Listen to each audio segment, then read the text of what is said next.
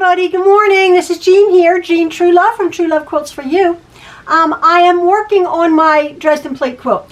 I had already filmed something with my camera on my light fixture. I explained that because I have it on my tripod now, but if I was trying to show you what I'm doing, my tripod would have been moving all over the place. But I just wanted to explain, I don't know why, I wanted you to see my face because the next couple of shots are, you don't see my face, you see half of it, and I'm talking, and I didn't want to appear rude to you. So here I am. Again, I say we're all sort of in the same boat, trying to suffer through each day, this horrible time that we're going through. But hopefully you're all having a good day. We send our love to you and our well wishes. It's a beautiful day here in Pennsylvania, and yeah, we're enjoying ourselves. I'm not 100% about sewing. As you said, I took a long break from it, but I want to get this quilt finished, as I say at the very end of my video here. Just going to put that up. This is just a couple minutes how I'm free motion quilting. Yeah, and I just wanted to say hello to everybody, and I hope you enjoy the progress of my quilt. And hope you guys are in your sewing room. And again, have a good day. And yeah, we'll talk to you later. All right, see ya. Bye. The last time I checked in with you guys was me working on the outside edges of my quilt. I've gotten about 21 squares, 21 blocks finished on my quilt. As I was telling you before, usually I start in the middle of a quilt when I'm free motion quilting or quilting a large quilt. This is a very large quilt, but I was very fed up with pandemic fatigue, right? And I started doing the sides of my quilt blocks. This is 20 blocks of 18-inch squares, plus the sashing. Now, usually when a lot of people, why I'm making this, a lot of people are like, how do I quilt a large quilt on my domestic machine? I do have a very good size machine. However, I have quilted a king size quilt on a smaller machine. I did it. My brother machine here, which is an Annoys VQ3000, is a large throat machine, but as I said, I have quilted a larger quilt on a smaller machine even. It's not easy. Again, there are the options when you make your quilt top. You can either do this and wrestle it through your machine, or you can send it out to a long arm quilter. Well, quite a lot of people choose to do that nowadays. That's called quilting by checkbook. You don't want the hassle. I have done that on just a few occasions. My go-to guy's David in Missouri. He's awesome. But I decided to do this myself. And as I was telling you before, I have actually made it a bit harder for myself. I'm using a double layer of batting. Only because the batting that I had is a very thin batting. I don't even know which one it is. And then I've put I had said it was a warm and plush, which I use. It's not. This is a Patron batting, and this is what the second layer is. I don't know where I got that. Very thin batting. There's my backing. But it's going to be a very warm, very heavy, but very spring-looking quilt. I've done the edges, and I'm now going to be going into the very middle of my quilt. And I just wanted to show you how I actually accomplish that, and it is with a bit of wrestling. Now, I couldn't do this, I don't think, if I had my machine against a wall, because all of this would be right up against a wall. And I like the fact that I have a large table behind me, and I have my ironing board set up in front, next to me, and then I have the majority of the quilt on, not the majority of the quilt, I have some of the quilt on my lap. Now, as you can see, I'm in the middle of this large quilt. Yeah, I have 1, 2, 3 blocks to do. I've done pretty good. Now, as I was saying, I was having trouble with my machine. I guess maybe it sat for almost 2 years in our move. And then I got it out, and I was really having an awfully lot of trouble. It has sorted itself out, and somebody, Bridget, thank you very much, from Belgium, had told me that her husband, who works with electronics or computers or what something, said you really do need to perhaps, if you're going to put your machine, sort of give it a rest, every few months or so, get it out, start it up, and use it. I had let my machine sit for 2 years after a service, and it was not good. And I understand you with any kind of computerized things. What do they always say? You turn it off and you turn it back on. Everything's to reboot. Well, that wasn't working for whatever reason, but I have sorted it out. It's a decent stitch, but I just wanted to share with you. I've gone through so far 3 spools of thread. Now, I had said that I was using a leather needle. I'm not. I changed it out to a jeans denim needle. Because at one point, at this point here, I have 6 layers. I have my Dresden plate, I have my background white, I have the actual background, I have 2 layers of batting and a layer of and the backing. So right here, actually, that's 7 layers right there. This little circle here, 7 layers. So I obviously need a heavy duty needle. When I started it out, I had changed up all the needles, blah blah blah. I've gone through 3 spools of thread, and this, the 500 yards. This is a Coats and Clarks, which is not an incredibly expensive thread, and this is a polyester thread.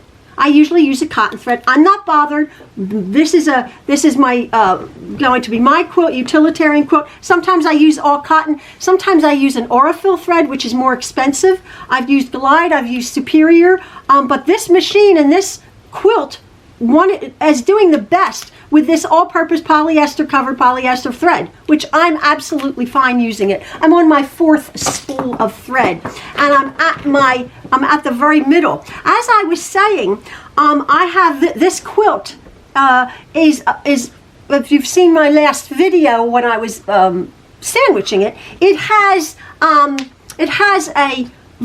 sashing, and usually I would just secure the sashing.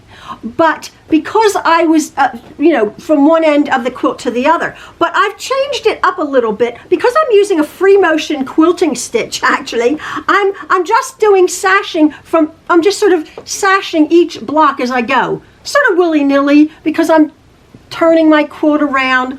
But as you can see, hopefully I've set my camera up on my light fixture, on my OttLite, with like sort of a weird tripod, because I think it would be shaking all over the place.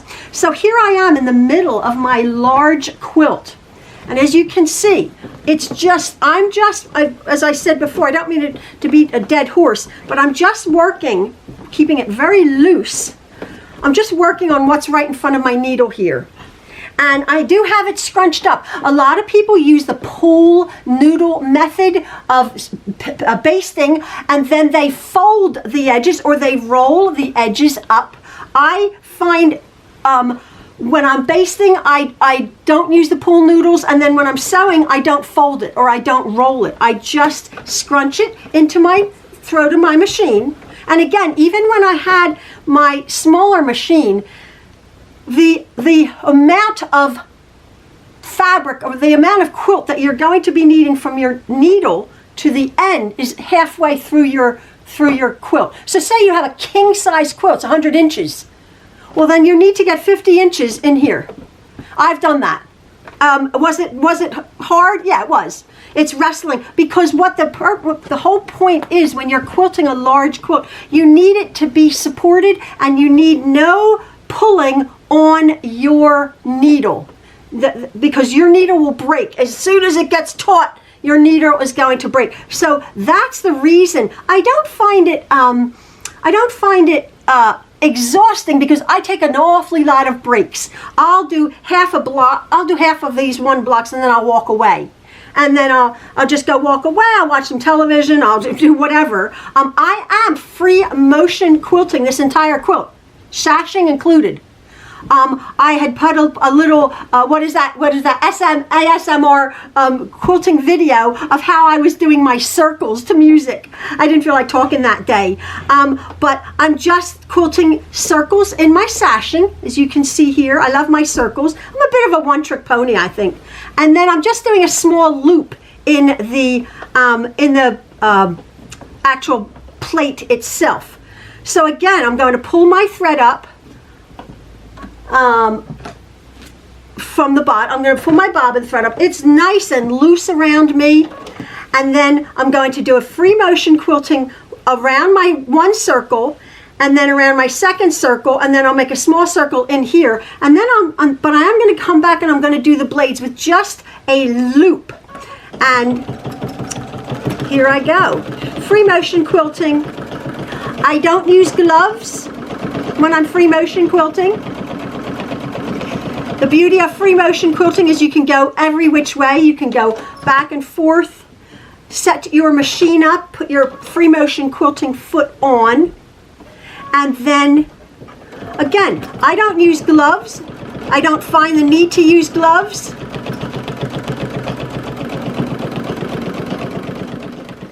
Sorry, my camera clicked off.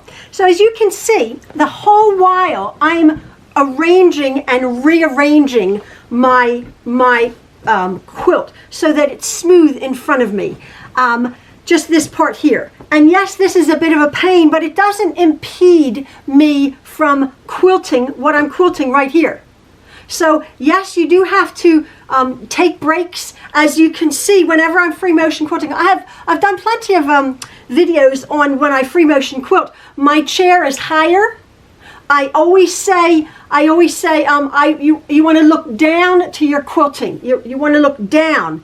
A lot of people I see they're trying to sort of go up to their quilting or level with it. You mustn't do that. You must sit up in your straight in your chair. You must sit straight. And as you can see, my arms, I know I'm short and I'm short-waisted, but my arms are almost at my waist height. A lot of people, again, as I say, have asked me, you never use gloves. I've never felt the need to. The beds of my machines are nice and slick, and so my fabric moves. And again, I'm concentrating on what my needle is doing. I'm just painting my quilt, my stitches with my needle.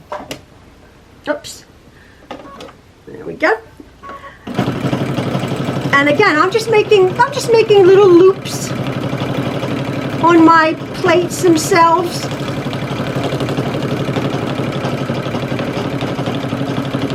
Going around.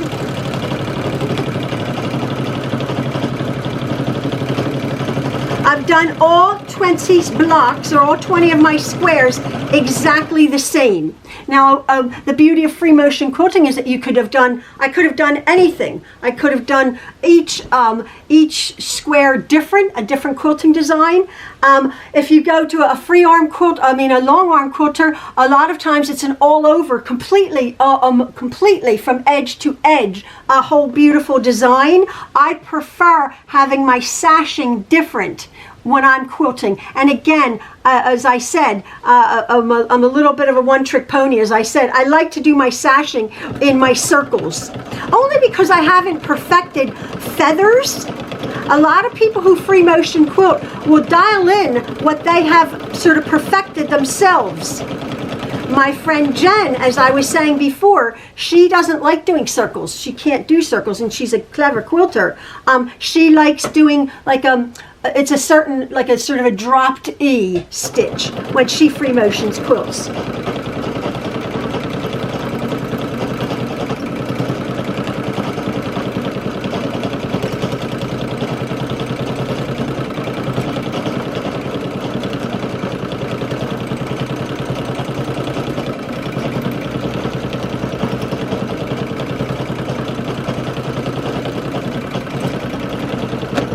Oops, I ran out of bobbin thread again. I keep running out of bobbin thread. Anyway, I'm just gonna finish this up. I just wanted to check in on you guys, see how you're doing. Hope you're keeping safe. I was saying that pandemic fatigue, it's a real thing. Setting in for some of us, and I've gotten some very wrenching comments that a lot of you or some of you are really struggling, and I have my days, and it's been hard. It's been hard, but I was talking to Jen, and I text, my friend Jen and I text all the time. She was saying the same thing, and again, I'm beating a dead horse here because I know I've talked about this before, but I just wanted to let you know that we're all thinking about you, and we're all praying that this horribleness comes to an end and everybody keeps safe, and the poor people who haven't survived. What a terrible, terrible thing! What a terrible thing the last 8-9 months have been. And our hearts go out to all of you. So anyway, I'm just working on this. I've gotten a little bit more like, oh, I want to sew to a certain extent. I want to finish this, and I'm quite enjoying it. I'm quite enjoying it. I could have sent it out. To a long arm quilter. Again, as I said, David in Michigan or in Missouri, awesome. Quilting by David. I'll put up his link. If you don't want to be bothered quilting your quilt, send it to David. He is awesome, fantastic. Has a choice of battings, and again, I don't know if he would have done that. I had done a double layer of batting. So I don't know if he would have done that for me, but whatever. I'm doing this myself. I'm getting there. I only have a few more blocks, and then maybe what I was thinking I'm going to be doing is I'm going to video me trying to choose a binding for this. And then again, I'll do a binding tutorial. I've done a dozen of them, but if you're new to my channel, you might want to see me how I bind my quilt and finish my quilt. My process for choosing a binding. It's again not rocket science. It's whatever personal whatever your personal preference is for binding. But I'll show you mine, and then I'm going to make up a playlist. Is that what it is? A playlist of all of the videos making this quilt. I think there will be about 6 of them making this large quilt for the last few months. So I'm just going to continue finishing up my blocks here, and I'll put this video up. And yeah, hope you have a lovely day. Keep safe and healthy. All right, see you folks. Bye.